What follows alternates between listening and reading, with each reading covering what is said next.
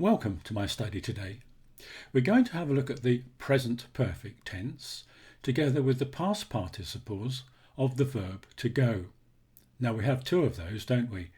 Been and gone, and sometimes it's quite difficult to work out which one to use. We'll also look at the two adverbs ever and never. At the end of the video there is an exercise for you to practice. So let's have a look to see what John is doing. John is in London and he says he's going to Paris tomorrow, and today is Monday. On Tuesday he isn't there, so I would ask the question, where has John gone? Notice here it's not where has gone John. Where has John gone? And if we telephoned his office, this is the reply we might get. Please leave your message after the tone. I have gone to Paris for 3 days. Please leave me a message. Have gone to a place can actually mean travelling to or actually there. And now it's Tuesday, Wednesday and Thursday, and here he is in Paris. Bonjour, I'm in Paris. On Friday, John is back in London. So we can ask him, "Hi John, where have you been?" And he can reply, "I have been to Paris, but I'm back in London now." So been means travelled to and returned from a place. But you could ask that question in the past simple tense. Where did John go? He went to Paris. So both forms are possible in English. John is being asked some questions by his colleagues in the office, and they're using the present perfect tense with the adverbs ever and never. Pete says, "Have you ever been to Paris?" John replies, "Yes, I have."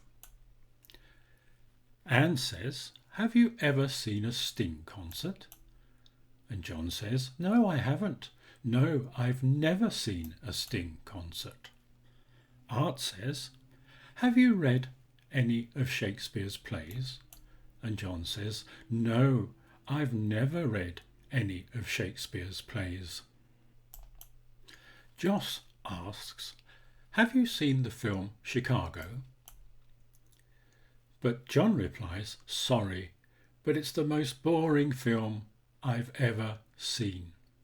He's using a superlative, most boring, so he can use the present perfect plus ever. The most boring film I've ever seen. And John decides he would like to ask Marta a question. "Marta, have you ever been to England before?" And Marta replies, "No, this is the first time I have been to England." When we use the phrase, "this is the first time," we use the present perfect. No, this is the first time I have been to England. Here is an exercise for you to practice the present perfect tense. You have to put in the correct form. Take your time because this is actually quite difficult. The answers follow.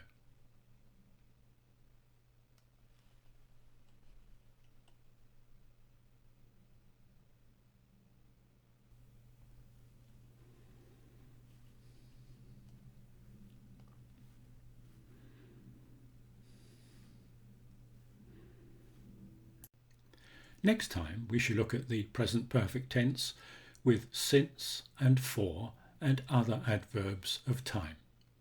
So, thank you for watching. Please subscribe and like below, and I'll see you next time. Bye.